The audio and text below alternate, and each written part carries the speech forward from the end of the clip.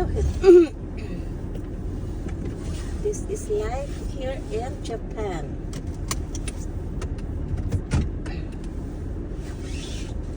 I need somebody to, oh my god, ang makalabas na yung sasakyan ko. Oh no, oh no, oh no, wait. No way. And guys, sanay ka talaga mag-drive ganitong panahon. I need somebody to heal. Somebody to know. Somebody to know. The way that I go. It's easy to see, but it's hard to believe. I know that kind of what I wanna.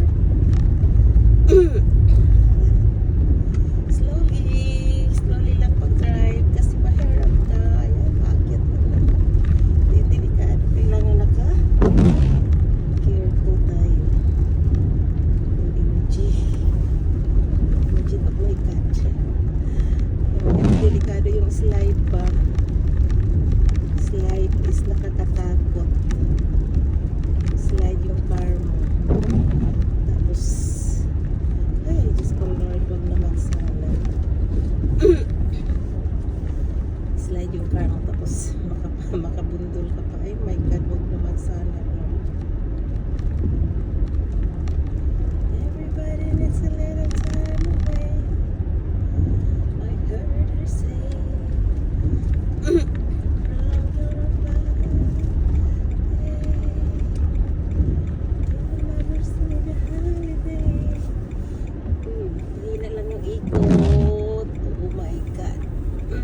Pwede na mag-ice skating. Libre halo-halo guys. Libre ice sa inyong sahog. Sa akin ang yellow. Sa inyo ang mga sahog. Whole day ngayon mag-snow dito.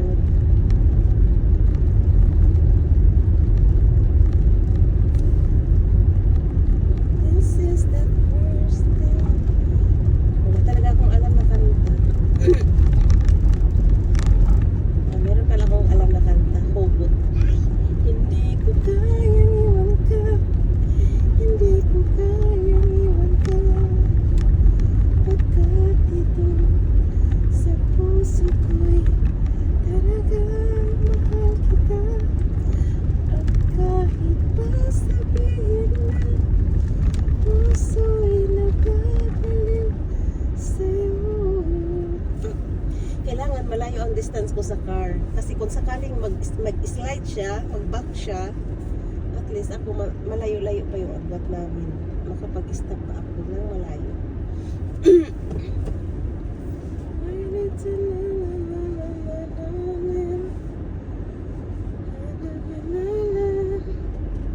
oh my God. Snow talaga, whole day. Pag ganito talaga whole day yung snow, mahirap. Ayan, white na white ang buong paligid. I need yakap soul.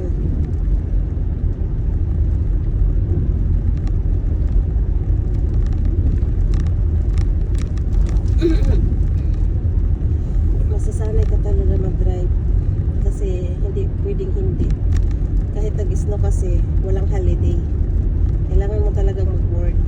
Lalo na ako, caregiver ako, hindi pwedeng mag-absent kasi ang schedule namin is naka-fix.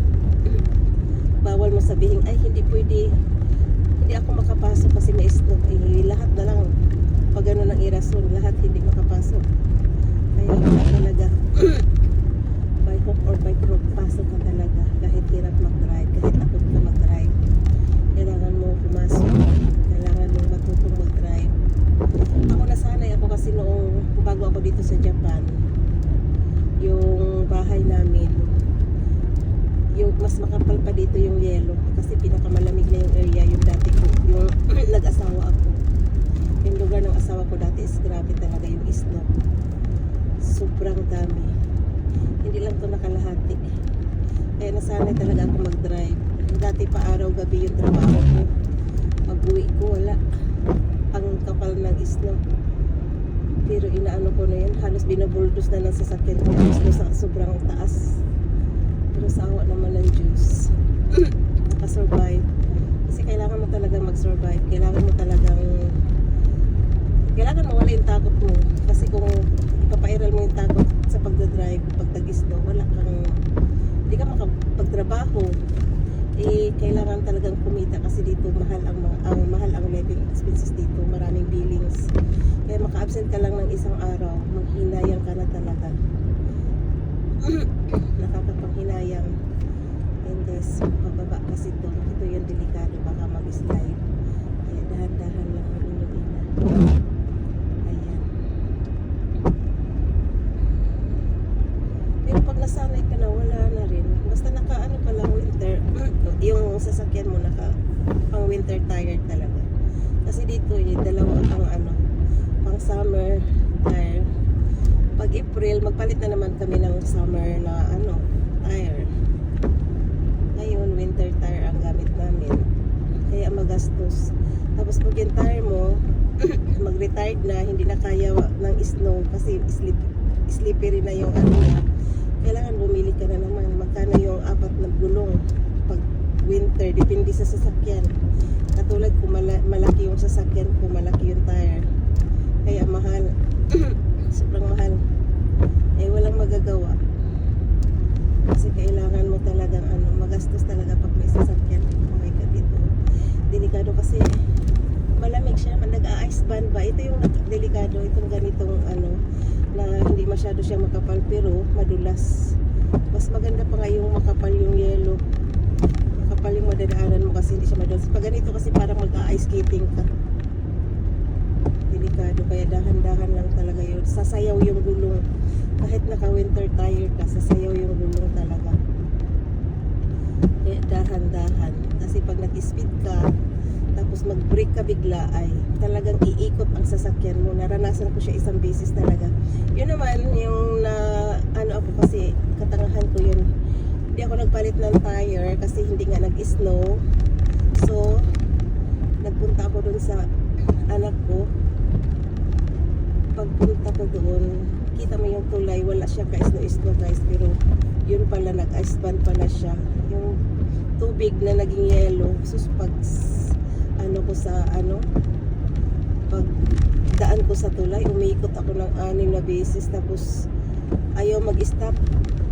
Hindi mo pwedeng i-brake, kahit i-brake mo pa ng i-brake, ikot lang talaga. Kaya ang ginawa ko, binunggo ko na lang sa gilid ng tulay. Buti na lang matibay talaga yung tulay. Yung bumper lang nasa sasakyan ko na tupi talaga, pero at least hindi ako nahulog. Na yun yung first time kong experience talaga na trauma ako pag nag-snow, na hindi siya masyadong mga ganitong klase. Ito yung delikado ito yung delikado, lalo na pag sa tulay talaga. Ang pinakadelikado yung tulay, kasi ang tulay kasi walang lupa sa ilalim, hangin siya, diba? Kaya mas siya talaga, para siyang ice skating area. Ang dulas. So ayan, diba? Pwedeng kung may kayo dyan, pwede kayo mag ice skating. Ganito ang hirap. Dati nung bago ako dito sa Japan, experience ko nung makakita ako ng yellow, grabe yung talon ko, grabe yung tuwa ko. Alam mo yung nai-imagine mo yung sa sine mo lang nakikita, sa mga movie mo lang nakikita yung mga ganitong panahon. Siyempre first time, ang saya talagang. Tapon dito ng snow, tapon doon, picture dito, picture doon. Ay naku, puro picture, walang katapusang picture. Kahit saang anggulo ng kahit saang area, basta may snow picture. Ngayon, Diyos ko, pag tag-snow, ay ayaw ko snow na naman. Talagang aayawan mo na. So, buti na lang dito probinsya kasi wala masyadong sasakyan. masyadong car. Kaya okay lang. Pag marami kasing car, madali siyang matunaw yung dadaanan namin kasi syempre maraming dumadaan. Pag kunti lang yung car, ayun, matagal siyang matunaw kasi kunti lang yung dumadaan. Yun lang din ang kaibahan. Ganito lang yung ano, ganito pa rin siya. Kasi kunti lang yung dumadaan na sasakyan. Hindi siya natutunaw. Kumpara sa maraming dumadaan, mabilis siyang mawala yung dadaanan, mawala yung matutunaw yung isno kasi. Ganito talaga ang buhay. Mahirap man o masarap. Wala talaga ang buhay. Ang buhay talaga. Nandyan yung iyak, nandyan yung tawa. Hindi talaga pwede maging puro na lang tawa ang buhay natin. Ano, kakambal talaga. Yung iyak at saka tawa, magkakambal yan. Not all the time pwede ka, not all the time lagi ka na lang nakatawa. Hindi rin pwede. Pag masobrahan ka naman tawa, ang kapalit iyak. Kaya dati takot ako, masobrahan ako ng kaligayahan, masobrahan ako ng tawa kasi siguro ang kapalit nun, iyak na naman. Baka may there's something na naman. Kasi yun ang naobserbahan ko dati. Pag alam mo yung tuwa mo, yung saya mo na ramdam mo, pero palitan naman ng iyak na talagang sobrang iyak ka din na sobrang masakit din. Kaya ganun talaga ang buhay, guys. Katulad naman ng mga sikat na artista. Hindi naman lahat kahit sikat sila may ayaw din sa kanila kasi hindi talaga, walang perfect. No one is perfect. Lahat talaga may talaga. Magkasama talaga yung minus at saka plus. Kaya hindi pwedeng plus lahat, hindi pwedeng minus lahat. Katulad sa kuryente, kung walang minus, walang plus, hindi mabubuo yung kuryente. Ganun lang yun. Ang life natin parang science din yan. That's life. Science, parang mathematics. Ganun yun, guys. So, kaya, kailangan, ready ka. Kung masaya ka ngayon. Kung may kapalit na iyak, wala ka na magagawa. Kasi ganun na talaga ang life natin. Magkakambal na ang tawa at iyak. Siguro kayo na-experience nyo din yan. Yan talaga, real talk talaga to, guys. Best, nakagasi sa ako sa mga na-experience ko sa buhay. Mula noon hanggang ngayon, kaya dati, parang ayaw ko nang tumawa tuloy kasi takot ako kasi iyak yung kapalit. Pero hindi din natin tumawa, hindi din natin maging masaya. Part din yan sa life. Mahirap naman kung puro iyak. So, it's okay.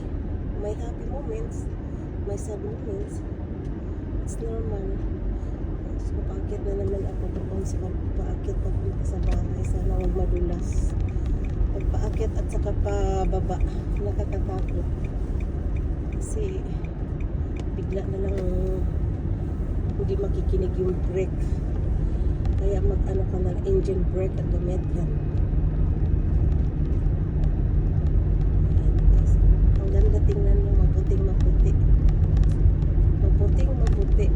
Pero malamig naman.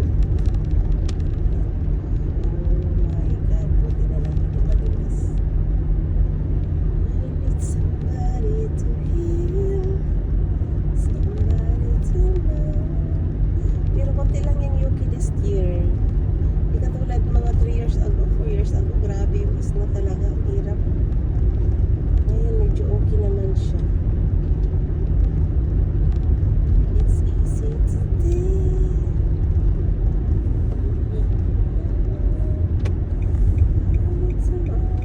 Sabado pala ngayon.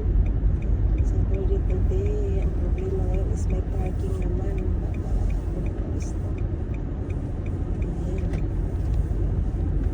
Parating din ang safety sa ating bahay. Thank you, Lord. Yun ang importante talaga. Di bali na mabagal basta safety. Asan yung parking ko? Hindi na makita yung parking ko kasi napuno na yun ng yelo. Pero may palatandaan ako sa parking ko. Ito, satellite. Ayan. Nakapasok pa. Oh my God. Ayan. Karating din ang safety. Thank you, Lord. Oh my God. Thank you, Lord.